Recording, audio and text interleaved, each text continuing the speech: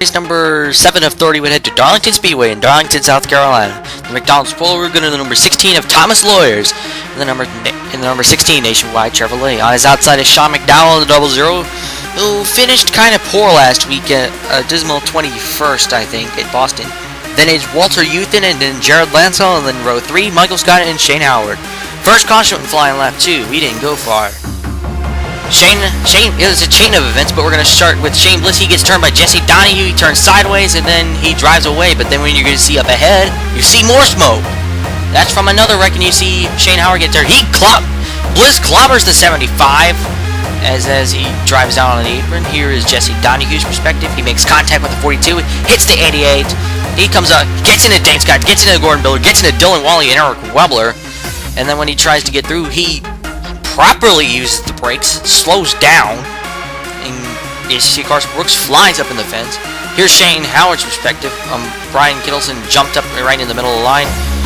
Then the 03 came up. He gets hit by Carson Brooks, Jared Lansell, Mike Hogan.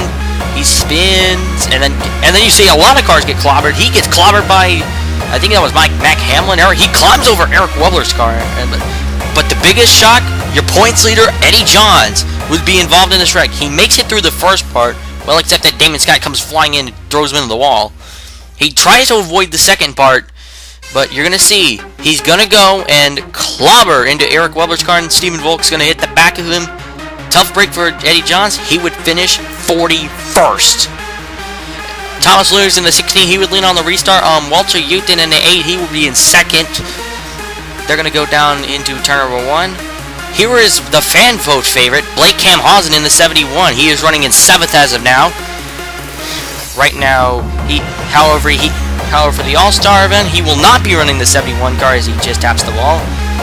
He will not be running the 71 car. He will be running Piper Corporation's 26 car as he slaps the wall again in turn 4. Camhausen will be duking out with Walter Green fan vote as you see the Bull Racing cars battling it out. Caution 2, lap 26. Alan Kimmel, he will be racing all alone when you see that Scott Johnson, Luke Warren getting a little miscue. Luke Warren hits Scott Johnson. This one, he will hit the 88, and that will send the 88 spinning into the inside wall. 88 whistle drawn. Cody White in the FedEx ground colors, the green colors is for this week. He will be leading this race with, I think that's with Damon Scott. I think he's off the pace. I think that's Shane Harden. He's second. But then, about a couple laps later, he would pit. I don't know why, but he would pit, assuming he slapped the wall. Caution 3, lap 54. We've had a longer green flag run, but it ends on lap 54. Luke Warren is in more trouble as he goes and just runs into Mac Hamlin.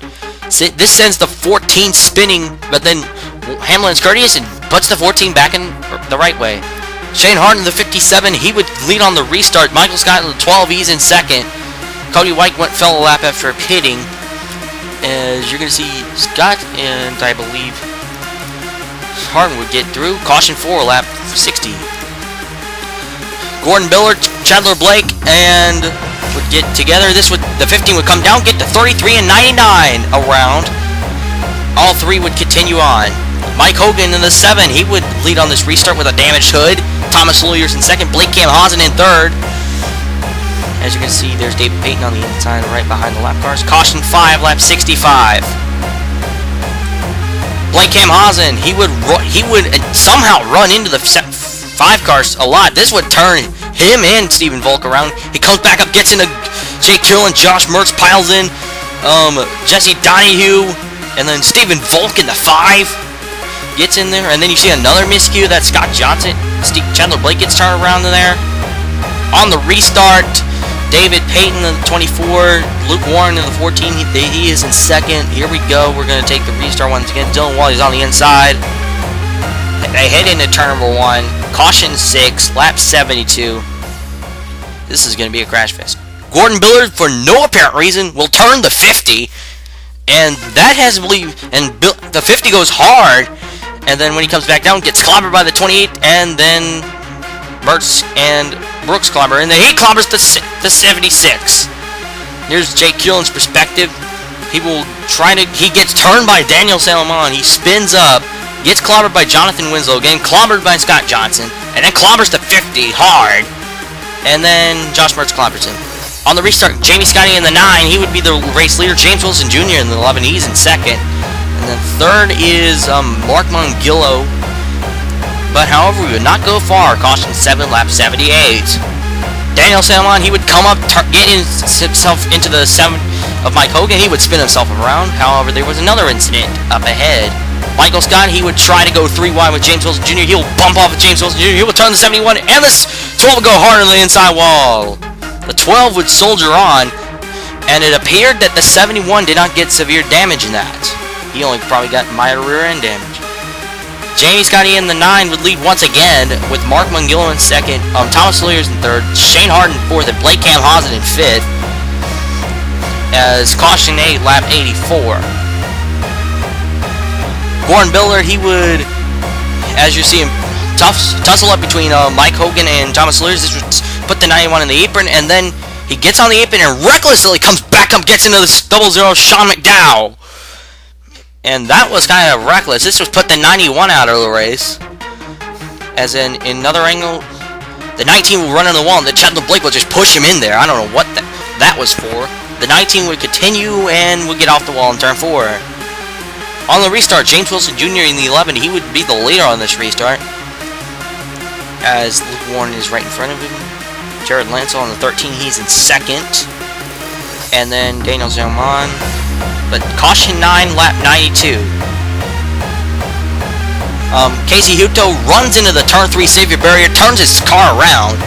Obviously the weirdest accident of the night. He spins, comes back down, nobody hits the 19. On the restart, James Wilson Jr. leads once again. The 99 of Daniel Salomon, he's in second. Remember, Salomon won at Greensville earlier this year. So can he get 2 wins this year? But we'll have to find out later on. James Wilson Jr. leads in turn 1, caution 10, lap 98. Mike Hogan, he would run into the turn 4 wall. Everything seems fine here, but then when Jay Ananori comes, Ananori will hook and turn the 7 around, get into the 24 Peyton, get into the 9 of Gordon Billard, and I think that was James Gaudet. The 7 would try to go, but he gets stuck on the apron. Here's David Payton's perspective, and then the 01 turns him. He gets into the 7, he gets into the 9, 91, Dumble 0 probably got a piece of that. However, there was actually karma, and then there was actually karma for the 01 as Ananori comes back up. She turns herself into the 01, and then when that happens, pow, the 13 gets into the front of the 01, taking it out of the race. James Wilson Jr. in the 11, he would lead once again, this time with Shane Harden in second. With Thomas Lawyers in third, caution 11, and the final one would fly on lap 103. Just a couple laps left. Thomas Lawyers, Blake Camhausen would turn in front of Thomas Lawyers. He would spin himself in front, get into the 98 of Shane Clark III. However, both the 98 and the 71 would soldier on. James Wilson Jr. will lead on this restart, as there he goes off into the front stretch. However, in the closing stages of the race, it would be between the 11 and the 57. This was, I believe, with 5 laps to go, where Shane Harden in the 57, he would get a good run coming into turn 1. He would pinch the nose under. There he goes. Can he make it stick? Coming out of turn 2, James Wilson Jr. will knock the wall. I know he wouldn't. He would still hang on.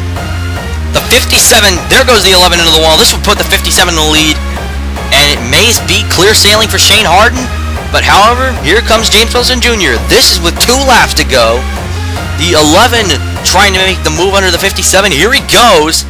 And then Harden makes contact with the turn 2 wall.